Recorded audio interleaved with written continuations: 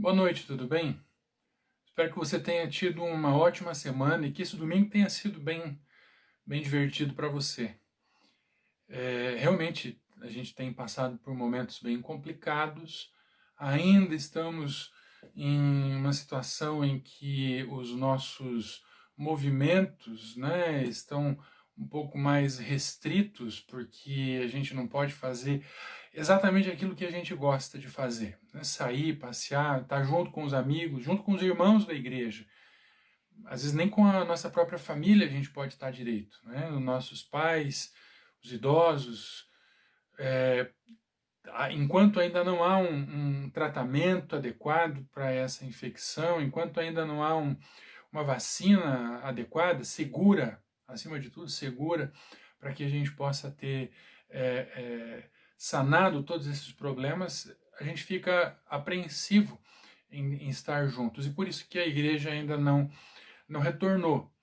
Mas lembra que algumas semanas atrás eu mandei uma mensagem para os irmãos é, falando a respeito de nossa intenção de alugarmos um novo ponto ou então de estarmos fazendo algum tipo de arranjo para que a gente pudesse é, ter o nosso local de culto adequado, né?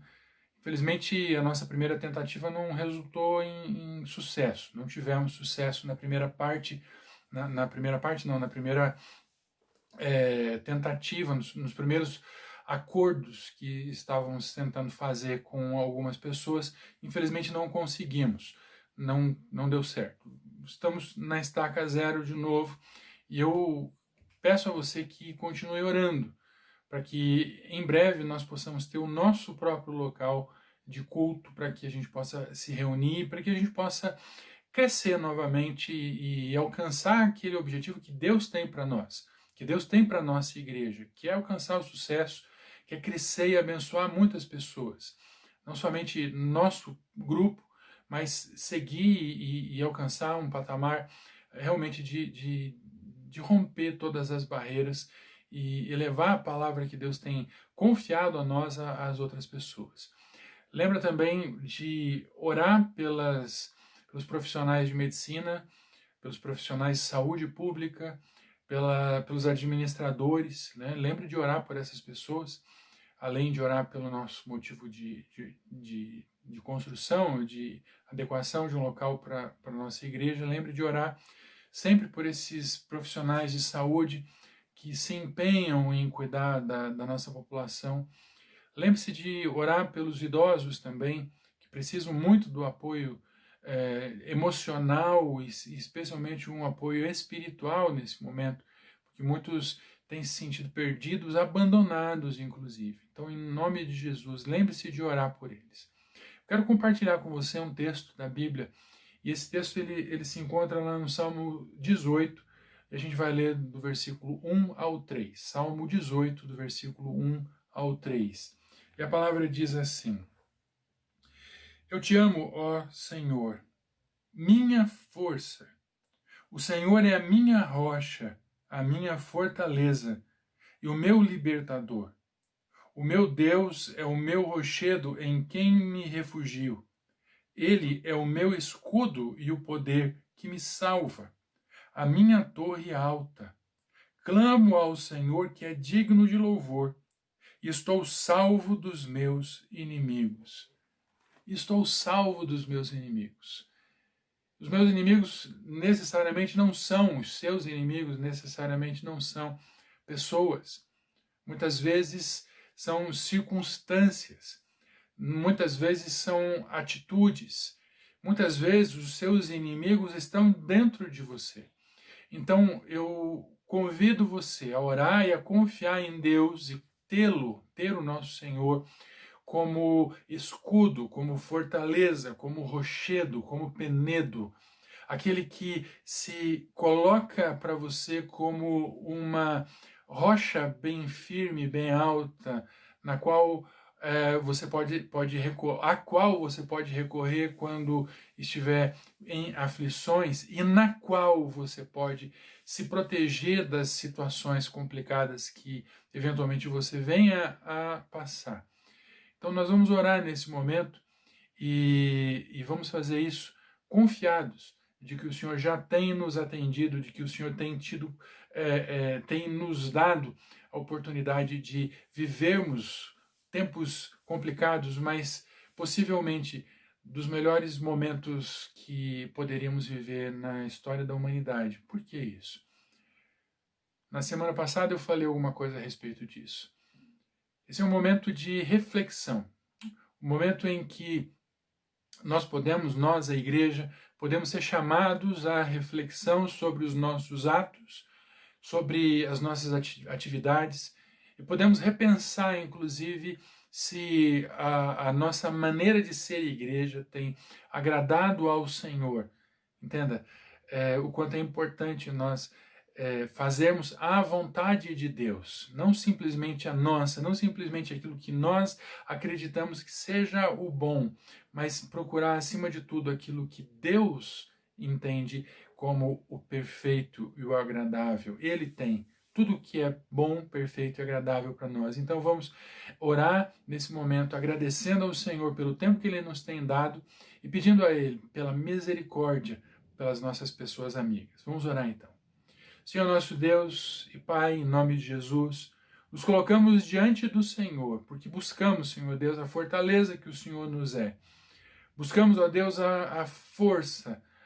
Buscamos no Senhor, ó Deus, a certeza de que o Senhor tem as respostas para as perguntas, ó Deus, que têm nos afligido e que têm nos atormentado. Certamente, ó Deus, o Senhor também tem a cura para os nossos males, para os nossos males físicos e para os nossos males espirituais. Ó Pai, em nome de Jesus, que o Senhor esteja derramando sobre nós do Teu Espírito Santo, bálsamo de Gileade, ó Deus, que cura, que restaura, ó Pai, em nome de Jesus. Que o Senhor esteja falando profundamente aos nossos corações e nos ensinando, ó Deus, o que o Senhor deseja realizar em nossas vidas através de tudo que temos enfrentado. Que possamos olhar para o céu, ó Deus, para o alto nesse momento, e possamos entender a sua força, o seu poder, ó Deus, se manifestando. E que possamos confiar no Senhor, ó Deus, e que possamos tirar as maiores lições e maiores riquezas desse tempo específico de 2020 que estamos vivendo, Pai. E que os próximos anos sejam anos melhores, sejam anos de refrigério, porque aprendemos a confiar no Senhor em todos os momentos. Abençoa a nossa igreja, ó Pai, abençoa a igreja do Senhor, abençoa, ó Deus, em nome de Jesus, cada um de nós que estamos aqui reunidos ao redor dessa palavra. Abençoa, ó Deus, os nossos queridos que vão ministrar louvores daqui a pouco. Abençoa, Pai, os nossos amigos, talvez nem aqueles que são amigos, ó Deus, abençoa as pessoas que estão enfermas nesse momento. Muitos nós conhecemos, alguém não conhecemos, Pai, mas em nome de Jesus, que o Senhor esteja abençoando essas pessoas, restaurando, ó Deus, e estendendo, ó Deus, a vida, ó Deus, e a saúde de cada um, em nome de Jesus. Abençoa-nos, ó Pai. Faz a tua obra majestosa. Recebe-nos, ó Deus, na tua presença, é o que clamamos. Recebe nossas orações e nossos louvores, que seja agradável ao Senhor. E fala conosco, Pai, é o que pedimos em nome de Jesus. Amém.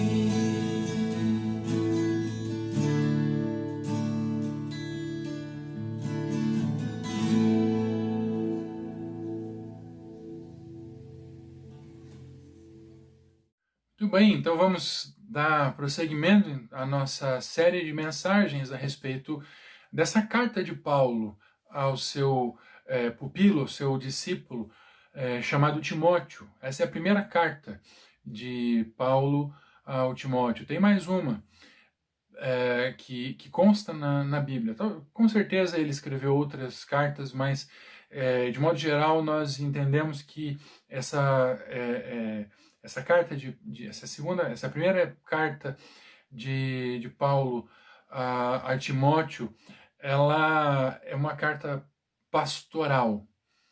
Por que uma carta pastoral? Porque é uma carta escrita de alguém que tinha autoridade pastoral a outro que tinha também autoridade pastoral, que tinha recebido autoridade pastoral. Na verdade, Paulo, ele, como vimos no começo, na primeira mensagem, Paulo tinha autoridade de pai, alguém que caminhou e que ensinou os rudimentos, não os rudimentos da fé, mas que ensinou a profundidade do conhecimento da palavra de Deus a esse homem, antes um rapaz, mas agora provavelmente um homem chamado Timóteo. E esse Timóteo, ele havia recebido uma incumbência do Paulo para administrar uma determinada igreja ou uma série de igrejas, uma comunidade de igrejas. A igreja não era exatamente como conhecemos hoje, não sabemos ao certo, há muitas especulações a respeito de como a igreja funcionava naquela época, mas o fato é que era muito diferente de qualquer coisa que nós temos nesse momento. Mas o fato é que Paulo havia dado a incumbência, a autoridade para que o Timóteo administrasse aquele grupo de pessoas e que levasse a palavra de Deus e treinasse e ensinasse a palavra de Deus àquelas pessoas e treinasse outras pessoas para eventualmente tornarem-se líderes da igreja. Então essa é uma carta pastoral. Mas nós entendemos, eu entendo também, que essa carta ela também se dirige à igreja. Tem conselhos muito importantes, conselhos muito sensíveis, e que, se seguidos, podem transformar completamente a realidade de uma pessoa, de um indivíduo, mas também podem, se seguidos, podem transformar não somente um indivíduo, mas uma comunidade. Por isso que eu decidi fazer essa série. A princípio, com 4 mensagens, essa seria a última. Talvez ainda prossigamos por 2 mensagens, por 2 semanas ainda. Ainda vou decidir. Semana que vem você vai descobrir. Mas a questão é que a primeira mensagem nós demos o nome de instruções, porque são instruções básicas e são instruções de alguém que ama uma igreja, que ama um discípulo e cuida, né? Tem amor paternal por aquela pessoa, por aquelas pessoas, e por isso dá instruções de vida. Depois nós falamos a respeito do preço do resgate, porque essa carta ela se trata também, ela mostra qual é o sentido do evangelho. Por isso a outra semana o tema foi o preço do resgate. E na semana passada nós aprendemos e estudamos a respeito de quem é o resgatado. Há instruções claras à igreja, há um preço que foi pago por um resgate e há o alvo desse resgate. Quem foi o alvo desse resgate? Nessa semana nós entendemos que nessa caminhada nós já passamos pelos pontos iniciais, pela introdução, já aprendemos aquelas instruções, já compreendemos a essência do Evangelho. E a partir de agora nós precisamos de apoio para dar prosseguimento à nossa vida. Por isso, e é importante isso para algumas pessoas, especificamente para algumas pessoas, por exemplo, eu tive um pequeno acidente na semana anterior, retrasada e acabei rompendo os ligamentos do meu pé. E provavelmente vou ter que fazer uma cirurgia. Nesse momento, eu preciso de um apoio para caminhar. E eu tenho usado esse cajado para ajudar no meu caminhar. E tem sido interessante. Meus passos são trôpegos, difíceis. Uma perna fica inchada, um pé fica inchado e o outro fica dolorido pelo esforço em dobro. Então, quando a gente caminha para algum lugar, nós temos que ter os tênis certos, os calçados certos, nós temos que ter a roupa adequada e muitas vezes precisamos ter o apoio adequado. Nós precisamos ter apoio ao caminhar. Por isso que o tema da mensagem é esse, não é? Apoio para o caminho. Nós precisamos ter apoio para o caminho, para que nós possamos caminhar adiante, seguir até o nosso objetivo e dessa maneira não tropeçarmos, não corrermos o risco de termos acidentes, como foi o caso que aconteceu comigo. Então entenda, é importante nós entendermos as instruções, colocar essas instruções em prática. É importante também nós entendermos o preço que foi pago na cruz, entender a quem aquele preço foi pago, por quem aquele preço foi pago por nós, por nós, a criatura de Deus, hoje salvos, filhos do Senhor, junto com Cristo. E agora nós precisamos apoio dele para seguir adiante. E eu quero convidar você para estudar comigo nesses próximos 3 pontos a respeito do que significa tudo isso para nós. Então nós vamos ler 1 Timóteo capítulo 3, versículo 1. E a palavra diz: essa afirmação é digna de confiança. Se alguém deseja ser bispo, deseja uma nobre função. Interessante, não é? Que interessante esse texto iniciar, não é? Até porque essa é uma carta, como eu falei antes, uma carta pastoral, e é uma carta relacionada também são conselhos, são talvez regras que Paulo deveria adotar para escolher e para escolher novos ministros para atuar na casa de Deus, para atuar na igreja, mas também essas palavras, esses versículos, esses conselhos, na verdade, e os outros demais ali, até o versículo 7, onde vamos ler mais adiante, né? Nosso estudo ele se baseia em 1 Timóteo 3, do 1 ao 7. Então, basicamente, esses conselhos são para alguém que deseja ser pastor. Mas somente a eles? Não. Não, esses e os próximos versículos até o final do capítulo também se relacionam aos diáconos, né? Então há uma série de instruções para que alguém seja reconhecido pastor e há uma série de orientações também para que alguém seja reconhecido diácono, para que sirva a igreja, né? Tanto pastores, administradores. No caso ali utilizou a palavra bispo, já vou explicar isso, mas também aqueles que atuam como diáconos da igreja. Todos são servidores à igreja do Senhor. Mas esse texto só se refere a eles? Não, claro que não. Porque, como eu falei antes, esse texto ele se refere à igreja.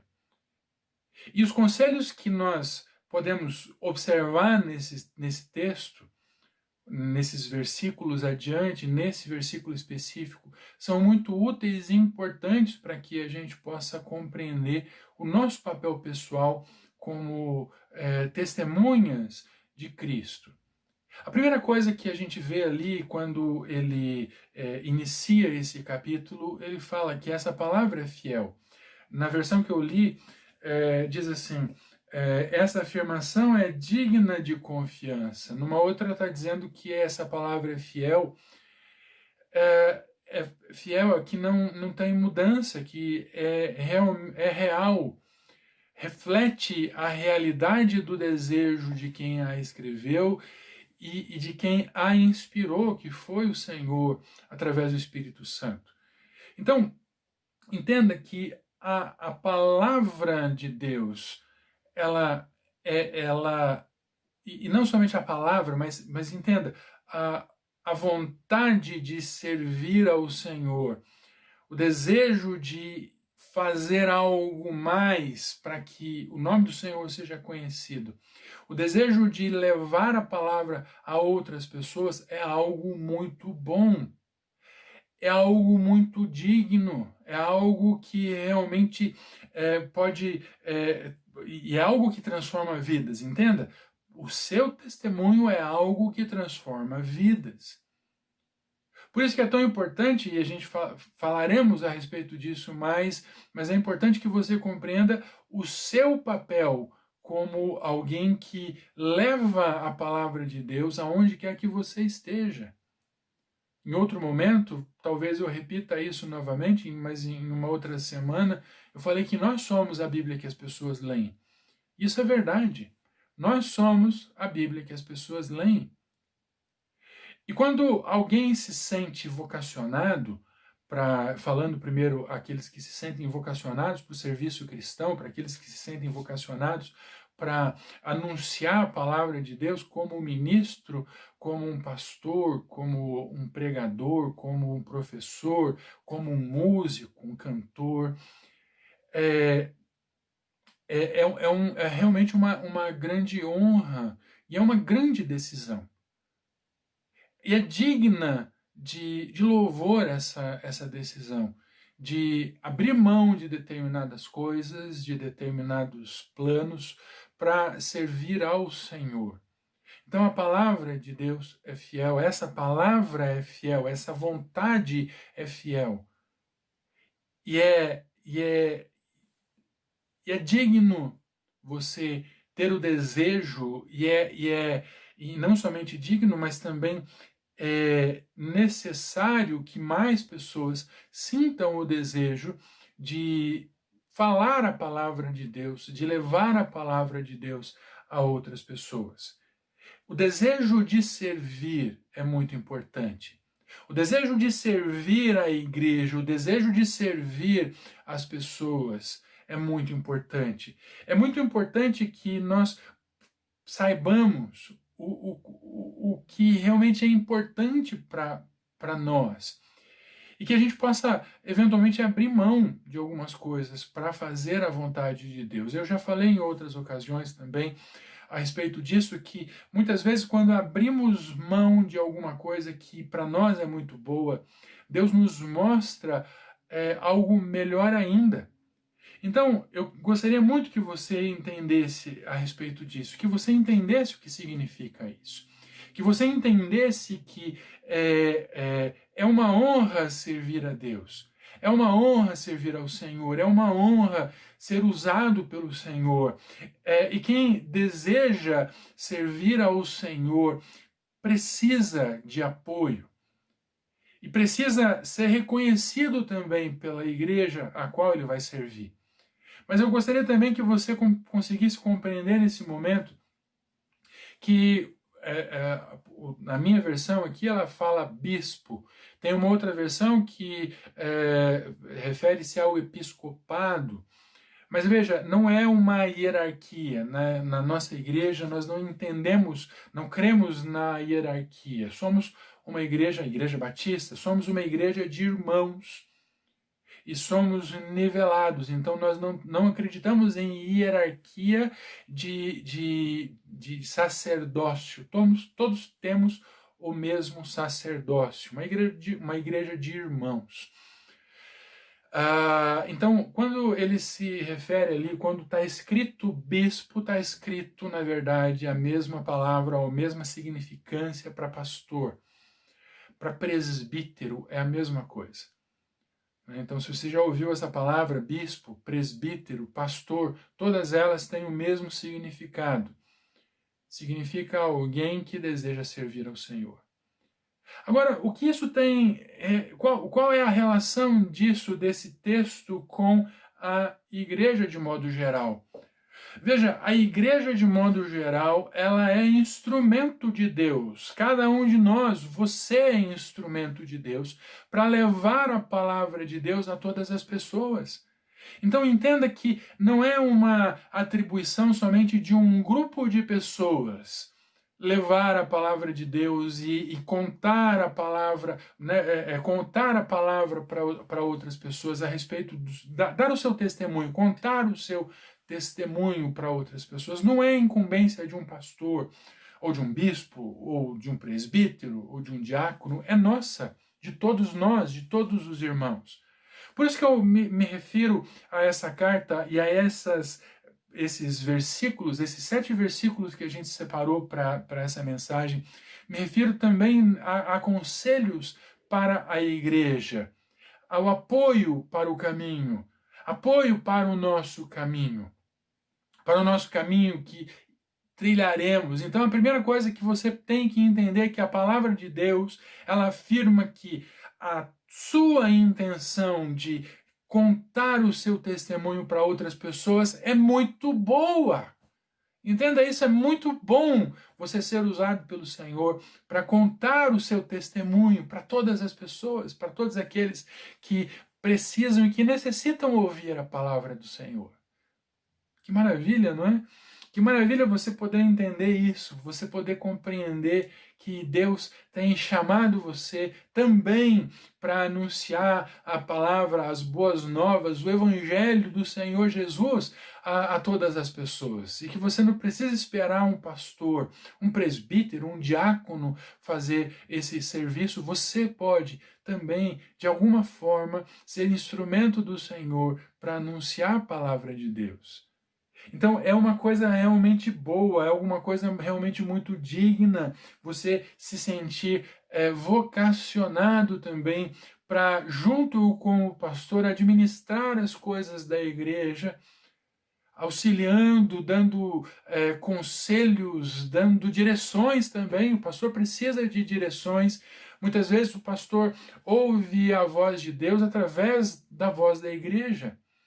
Entenda que você é chamado e entenda que é algo importante, algo que necessita zelo, zelo do próprio testemunho, contar a sua experiência, compartilhar o evangelho com outras pessoas, é algo que necessita zelo da sua própria imagem.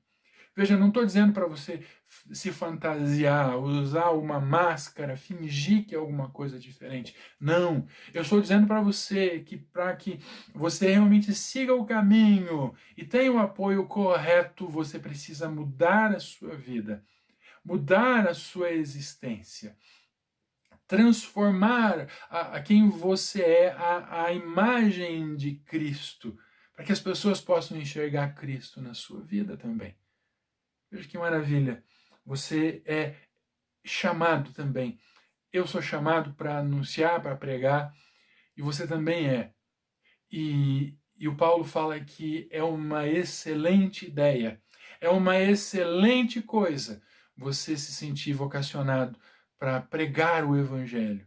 Então não guarde para você aquilo que Deus tem colocado no seu coração. E se você se sentir chamado para ser um pastor, para ser um ministro, não afogue esse chamado, não sufoque esse chamado. Aceite a incumbência e atenda ao chamado de Deus e veja o que ele vai fazer. Certamente ele vai levantar pessoas para confirmar o seu chamado e certamente ele vai lhe oferecer os recursos para que a sua vida seja uma vida de bênçãos para todas as pessoas, para a sua família em primeiro lugar. e para todas as pessoas às quais Deus o enviar.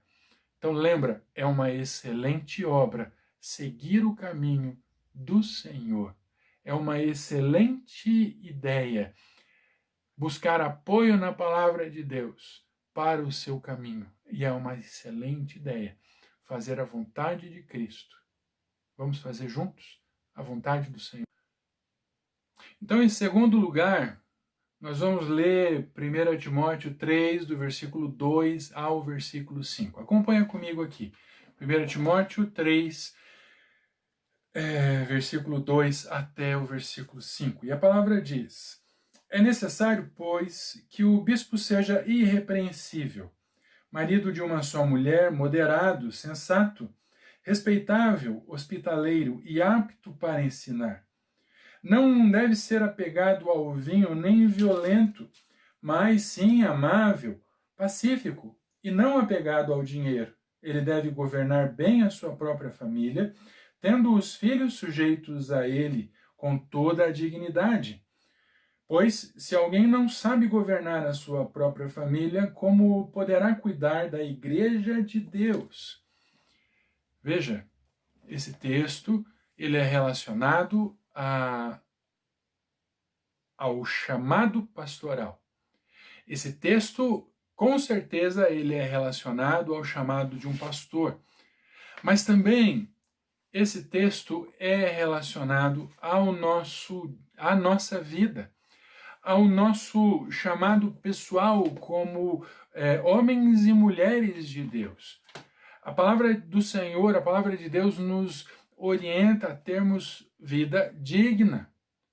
Há um pastor, alguém que é chamado a ser pastor, fica evidente, são conselhos a respeito de conduta, basicamente a respeito de conduta moral, de conduta ética, de conduta administrativa, mas acima de tudo, de conduta espiritual, que na verdade, na minha opinião, rege todas as outras. Porque se o nosso coração ele está apegado a determinadas coisas, ele vai nos direcionar, vai direcionar a nossa vivência para aquela direção. Então veja, se o meu coração ele está direcionado à ganância, ao dinheiro, ao ter coisas simplesmente por tê-las, para ter poder, então o meu coração cheio, apegado disso, fará com que eu siga a minha vida naquela determinada direção e tome decisões que farão com que determinadas atitudes que eu tenho, né, na verdade, as atitudes que eu tomar, elas vão direcionar para aquela direção específica, ou seja, deixa eu melhorar esse raciocínio. Quando você está cheio, o seu coração ele está cheio de determinada coisa, de determinada vontade, você anseia por ter aquele desejo saciado. Então, essa ânsia de ter esse desejo saciado faz com que todas as suas decisões levem você à obtenção daquilo que você deseja com tanto fervor. Então, se você deseja, se o seu coração ele está voltado simplesmente ao poder, então você tomará decisões que levarão você a encontrar esse poder, custe o que custar. Se o seu desejo é simplesmente pelo dinheiro, você tomará decisões que farão com que você, essas decisões farão com que você obtenha o seu propósito de ter muito dinheiro, mas eventualmente você vai deixar para trás alguns parâmetros, algumas coisas que poderiam, alguns freios morais e éticos ficarão para trás para você obter aquela situação. Por isso que muitas pessoas se corrompem, por isso que muitas pessoas, pelo desejo de ter poder e poder e poder, corrompem-se a si mesmas e a outras pessoas. O que a gente está falando aqui a respeito desse texto do 2 ao 5, 1 Timóteo capítulo 3, do versículo 2 ao 5, mostra claramente a respeito do que eu estou falando. São orientações do Paulo ao Timóteo para que ele reproduzisse essas orientações para outras pessoas que almejassem ali, que tivessem o mesmo desejo de se tornarem pastores. E o desejo dele é que ele ensinasse esses preceitos, esse padrão ético e moral e espiritual para aquelas pessoas. Mas também lembrando ao Timóteo que ele precisava manter sempre firme esse propósito de cumprir esses padrões, de ter esses freios, de ter esses pesos e contrapesos na sua própria vida, para que ele não abrisse mão desses princípios norteadores que são baseados na palavra de Deus, que são a palavra de Deus, e que fazem com que, o que poderiam fazer com que ele se tornasse um grande pastor, um grande homem de Deus, como realmente foi. E aí? Isso somente serve aos pastores, não é? Somente serve aos pastores ter um caráter ilibado. Somente serve aos pastores conduzir os seus filhos, o seu lar, de maneira adequada. Não, claro que não. Serve a todos. Serve a todas as pessoas que fazem parte da igreja são chamadas a terem um tipo de vida diferente do tipo de vida de outras pessoas. Não um tipo de vida falso, não um tipo de vida que seja fingido, mas um tipo de vida que glorifique o nome do Senhor. Então, veja, se não é isso que o Paulo está falando, ele fala, em outras palavras, ele fala que é necessário que aquele candidato ao pastorado seja irrepreensível, que ele não tenha algo de que ser acusado, né? Alguém irrepreensível, alguém que ou já pagou tudo que devia, ou que não deve nada a ninguém, o que não pode ser acusado de alguma coisa, porque não tem nada que o repreenda. E esse não é um requisito para ser bem-sucedido na vida, que você cumpra os seus deveres, que você seja irrepreensível, e não é alguma coisa que você almeja para a sua própria vida, que você tenha, que você seja irrepreensível, que alguém possa olhar para você e dizer, lá vai alguém que é irrepreensível, que não pode ser acusado de nada. Sabe, o que ele está falando também é relacionado ao caráter de alguém.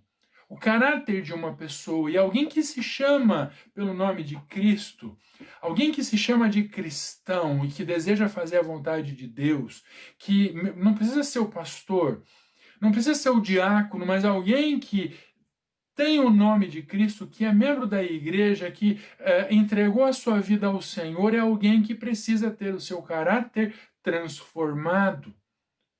Não pode, veja, caráter transformado.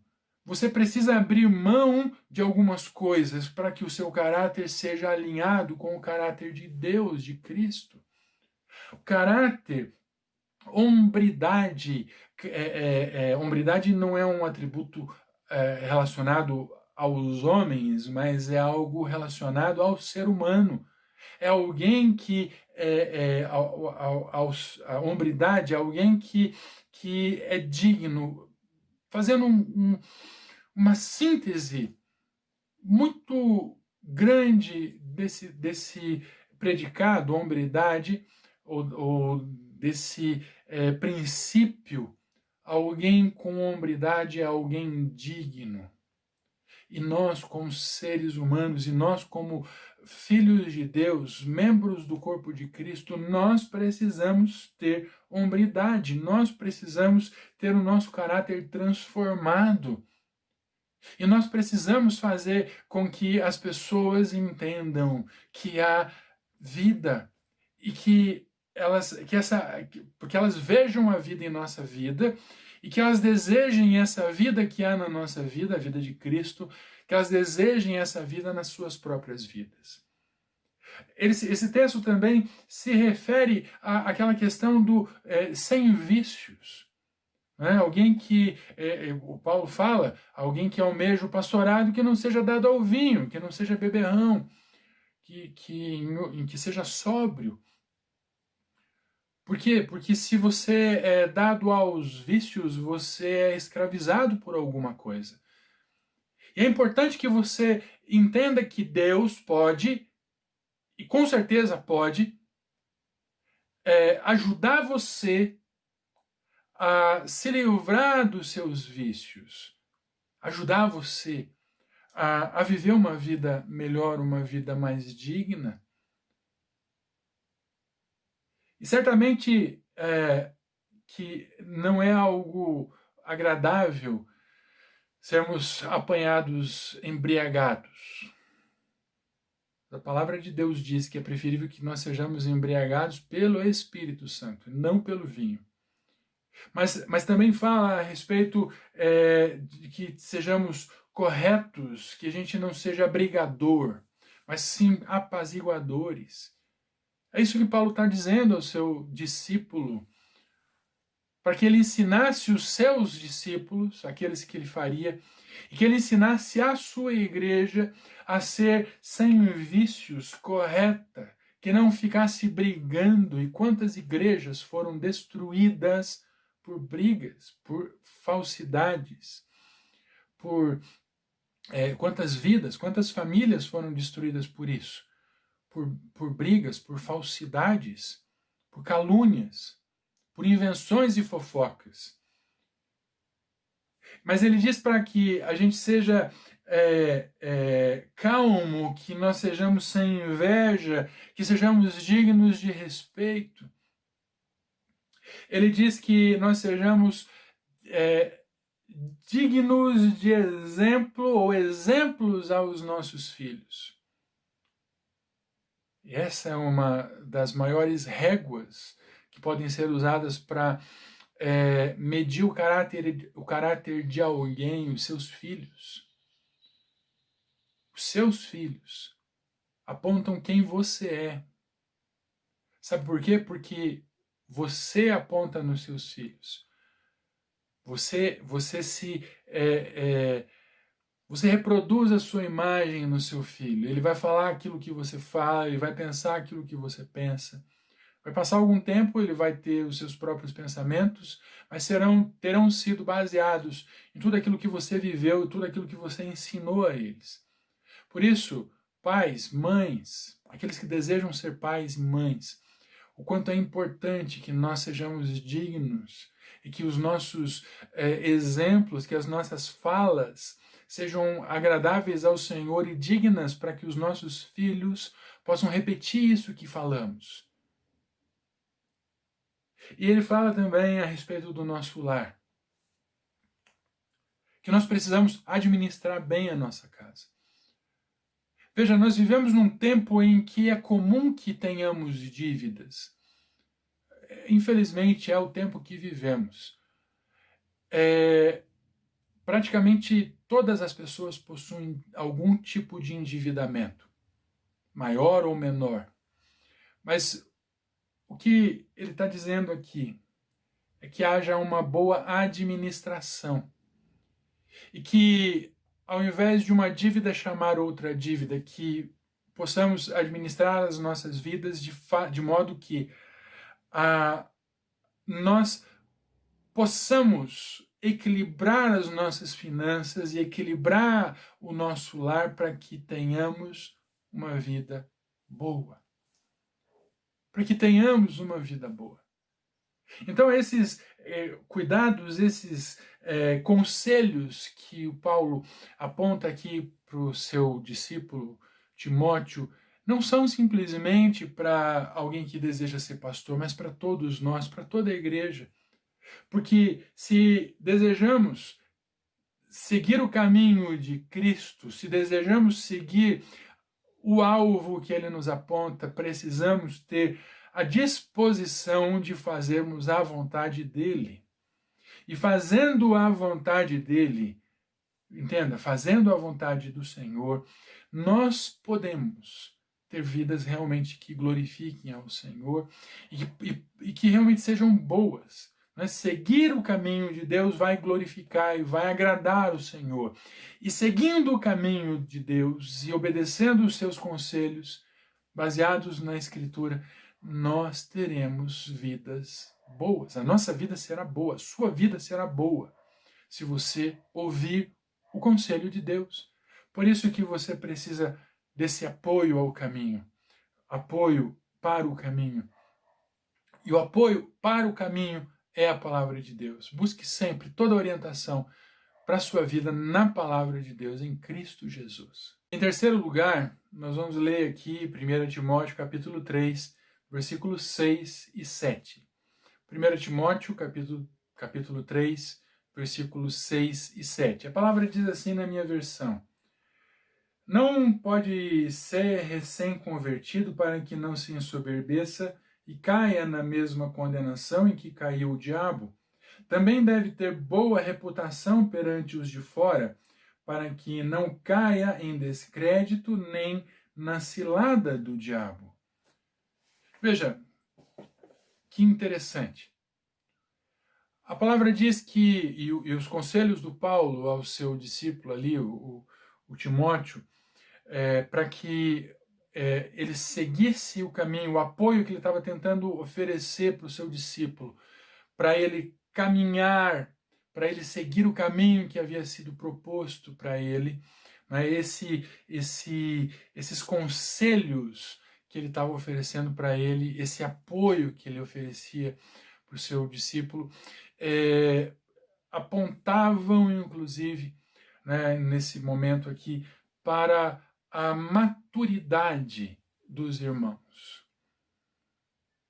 Quem é que pode ser administrador? Quem é que pode conduzir uma casa? Quem é que pode ser um bom pai? Senão alguém que amadureceu. Quantos casamentos que foram feitos de maneira abrupta, sem pensamento, sem ponderar, que não duraram muito tempo. Alguns casamentos duraram meses.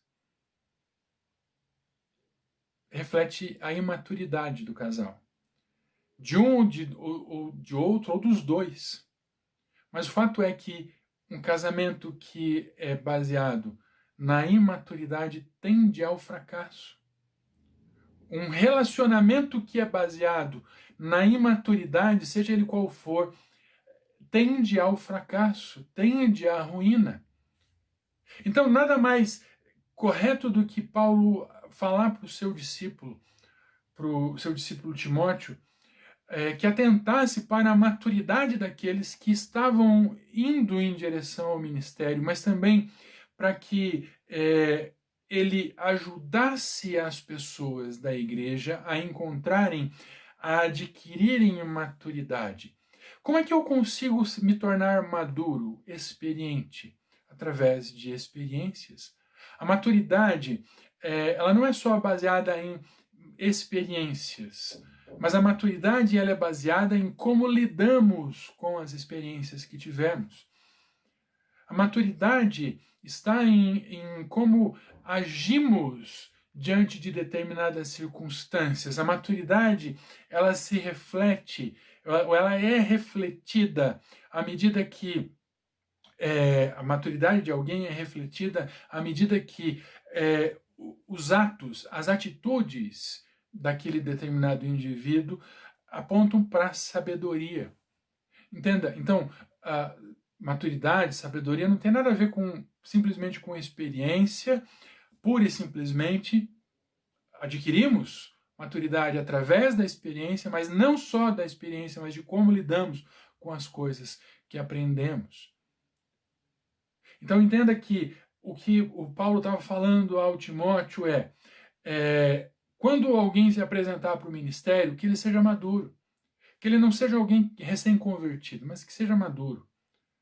Porque da mesma maneira que você não espera que alguém que mal sabe fazer um ponto, não um médico que acabou de sair da faculdade e que não tem, com todo respeito aos médicos e aos médicos recém-formados, inclusive, mas não é de se esperar que um médico recém-formado, do seu período básico de formação, faça com maestria uma cirurgia no cérebro. Não tem como. Ele sabe fazer várias coisas, ele consegue dar muitos pontos, ele consegue administrar alguns medicamentos, mas ele não é especialista, ele não tem a maturidade para mexer na cabeça de alguma pessoa. Eventualmente, no momento de aflição e de emergência, ele vai conseguir fazer os cuidados básicos, mas ele vai precisar de um apoio depois. Da mesma maneira, alguém que almeja maturidade na sua vida precisa de apoio. Por isso que, basicamente, o que eu estou dizendo nessa mensagem, nesse texto que lemos, é que para que você tenha segurança para caminhar, você precisa de alguém que lhe ensine, que lhe apoie, que te ajude a encontrar o caminho que vai te levar diretamente para aquele lugar, ou então apontar para você naquele caminho que talvez seja o mais difícil, apontar para você os locais, os momentos em que haverão dificuldades.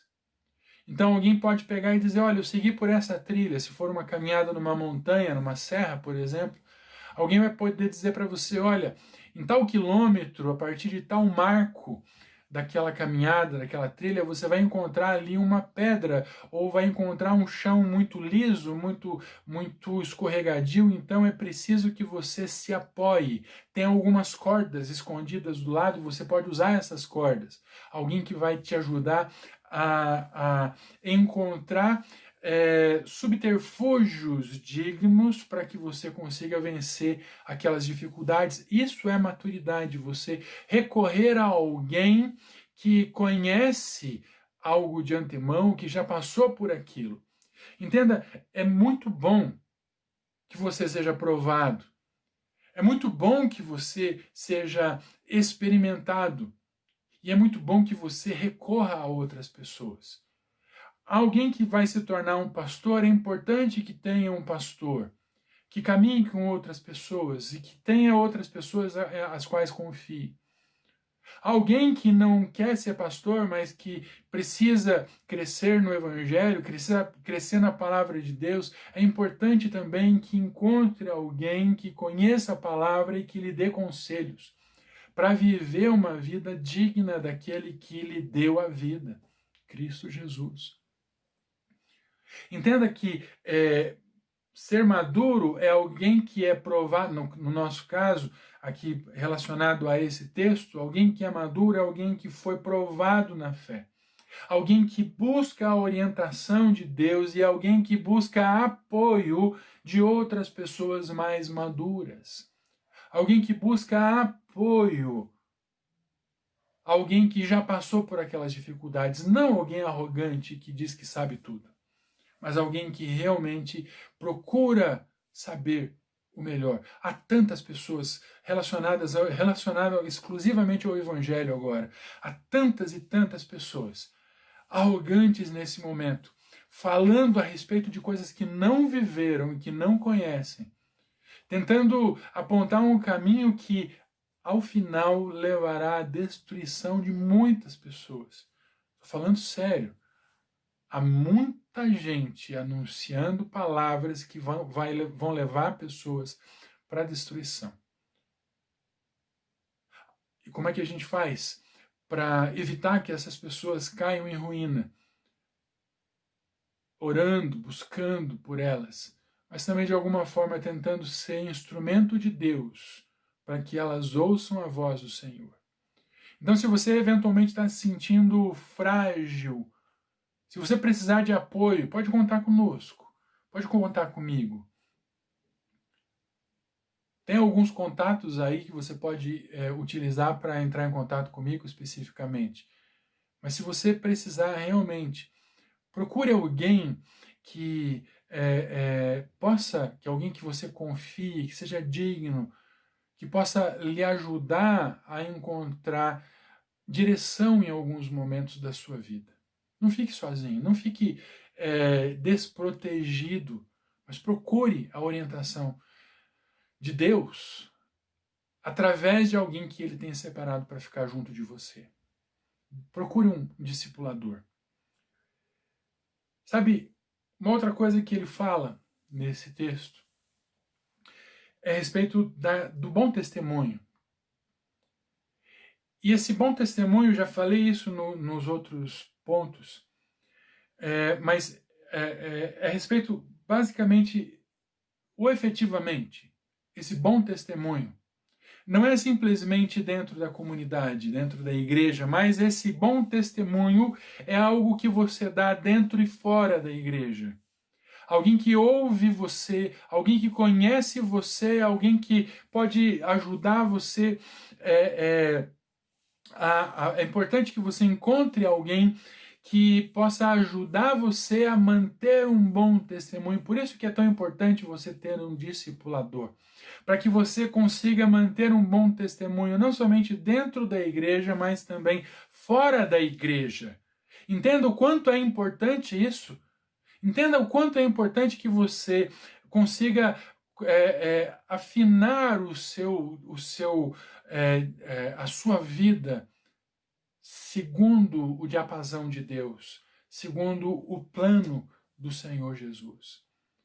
E finalmente, é importante e ele fala isso de uma maneira bastante sóbria naquele momento, né? Ele fala que a pessoa precisa ser madura, não seja neófita, para que não caia na cilada do maligno, na cilada do diabo, mas que ele não se torne motivo de vergonha.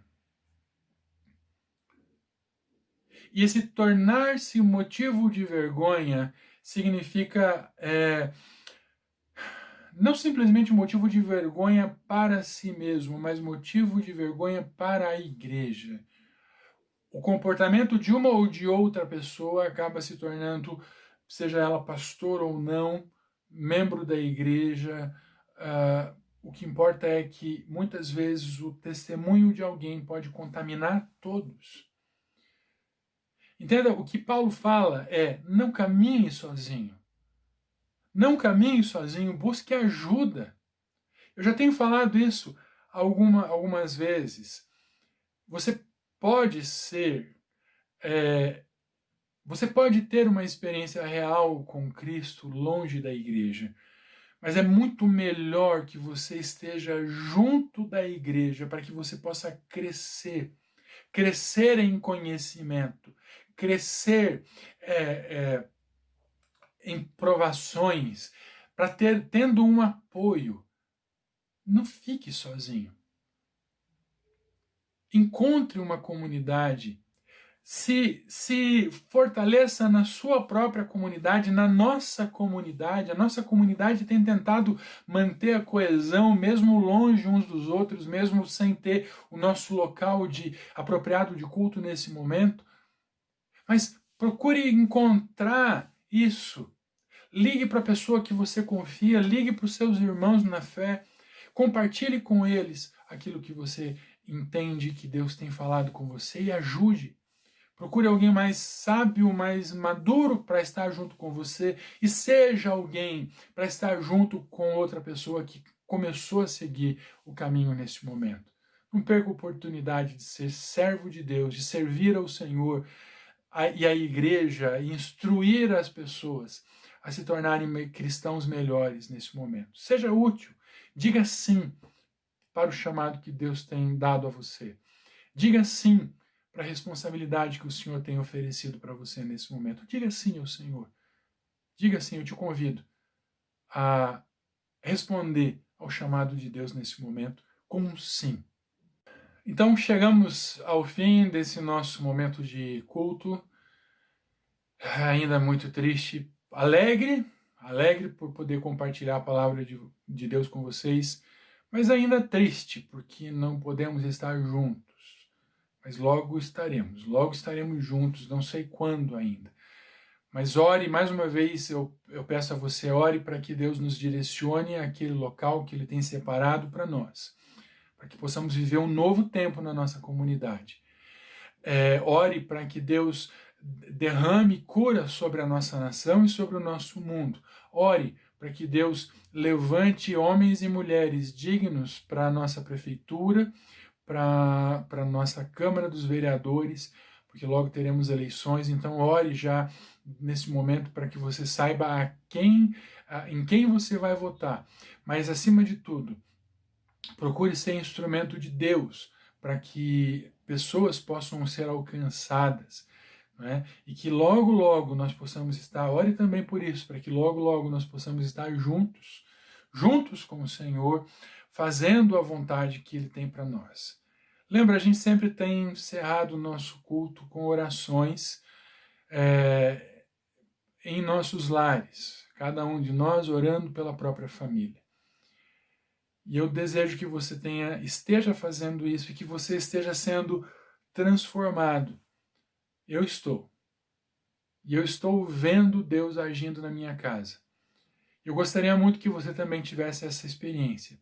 Eu gostaria muito que você, a cada momento, pudesse fazer isso, orando com a sua família, que você pudesse abençoar cada um do seu lar e falar coisas boas a respeito dessas pessoas para Deus.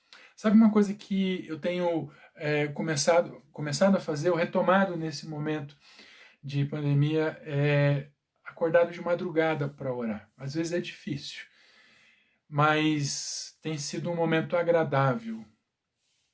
Eu tenho acordado de madrugada e tenho orado pela minha família, pela minha esposa, pela minha vida, pelo meu ministério.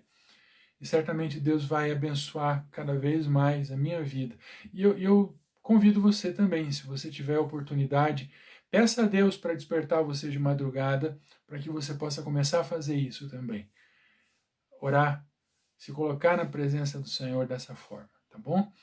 Mas ore, termine o culto nessa noite, orando aí com os seus queridos. E nesse momento eu deixo a bênção apostólica. Feche seus olhos. Que o amor de Deus, a graça e a misericórdia de Cristo Jesus, a comunhão e a consolação do Espírito Santo esteja conosco, que somos a Igreja do Senhor e todos que se reúnem ao redor do mundo em seu nome. Amém e amém. Deus abençoe você. Tenha uma ótima semana, cheia de vitórias, cheia de conquistas.